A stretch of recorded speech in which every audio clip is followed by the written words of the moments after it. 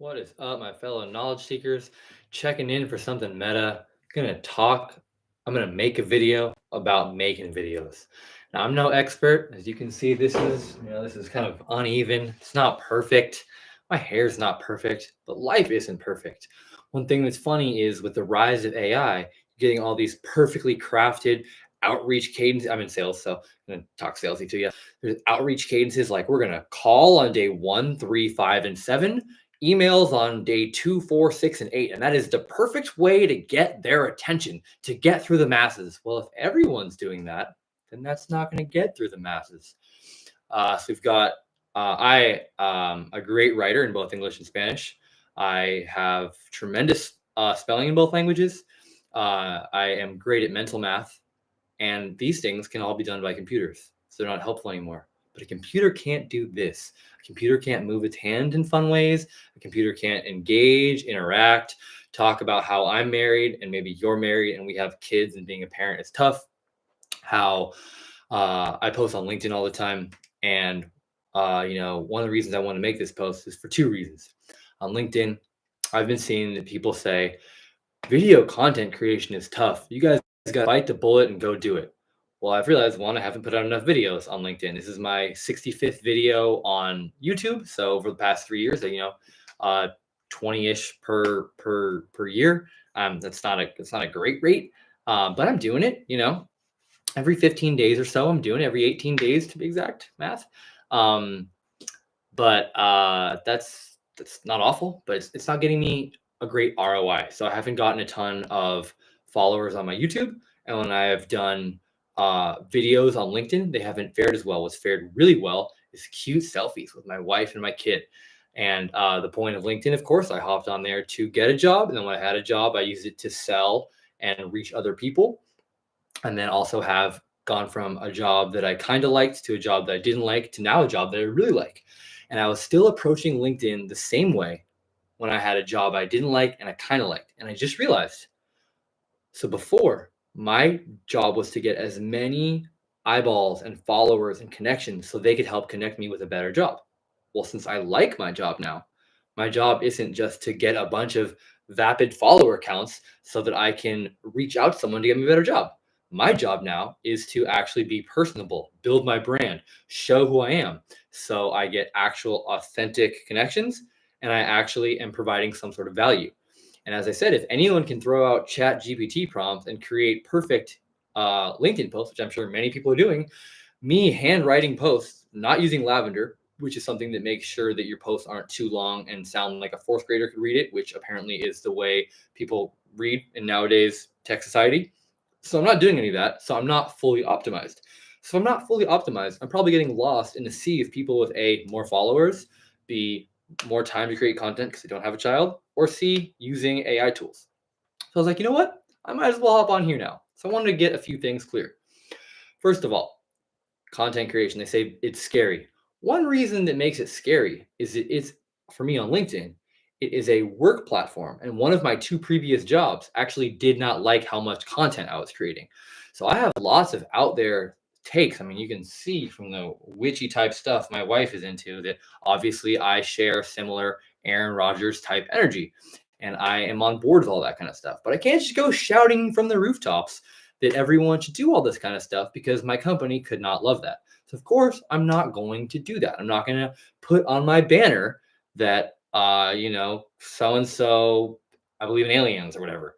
Um, so there's a sort of tampering down, and that everyone does that. So then why would I create video when I can't be my full authentic self? It's much easier to just make a post about a current trend in sales and talk about that. So but then when I'm saying people are saying, "Oh, you're scared to create video content," I'm like, "Oh, I'm not." One of my homies on LinkedIn, Ding Zhang, who is got a lot of great stuff going for him. He creates epic videos. He creates them for himself, for others. He's a rapper and he's a baller at NBA 2K. Big fan of his content and who he is as a person. And he recently made a video of him walking around the mall. And he's like, "Oh yeah," someone's like, "Oh, if you're able to make a video of you just being yourself in the mall, you can do anything." I would be happy if someone will pay me for this. I would be happy to go make a video of me just in my boxers asking people in the mall questions like, "Hey, what's your favorite color candy? And I'm not scared to do that. The problem is there could be repercussions if I were to do something like that. So I haven't put myself out there to that next level. That being said, I do own that I'm sober on LinkedIn, a job platform. So I'm obviously able to put myself out there. There has to be some sort of benefit. While sober can hear ex partier, sober also means I'm not going to be tired on Monday morning. I have good energy. I show up for my wife and family. So the other thing I want to talk about is how people will talk about, shadows or a struggle on LinkedIn. Like I say, oh, I'm sober now, which means I had problems with alcohol before. But all I'm really putting forward is I'm sober. This is great. Hire me. You're putting out the good stuff. So I get messages all the time, people saying, hey, man, I'm so happy you're open about your struggles and you're such a good family man providing for your wife and kid.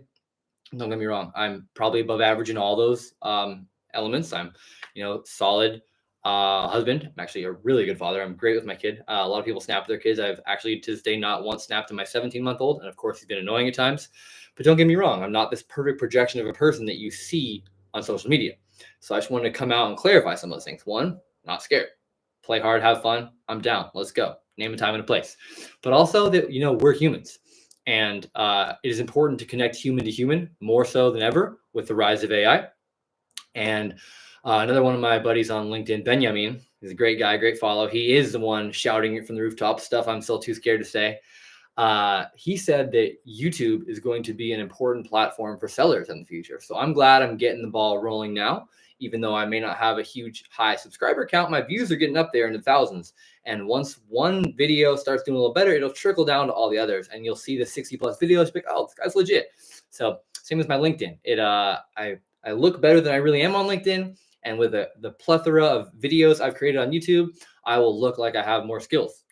Another thing is that almost all my videos are live. So I always see that, like, I thought cold calling is cooler than emailing because on the phone, you're in trial by fire. You're answering their questions real time. If someone asks you a hard question on email, you just Google it and find the answer. So I've never been that into email. I think if you really want something, if you really are curious about something, you should hop on a call and see what they really have to say because they're going to give you the canned, perfect AI answer on email. So same with YouTube. Anyone can take the time and hire an editor. They can delete all the bad parts. But if you're raw, live, uncut, this is me, this is who I am, this is the human I am, this is my ability to talk for 7, 8, 10, 20, 30 minutes at a time. There's videos of me talking for 45 minutes at a time about sports, just going off, just dropping knowledge. One of my favorite ones, didn't get great traction, was about how the Niners should have traded for Saquon Barkley instead of Christian McCaffrey.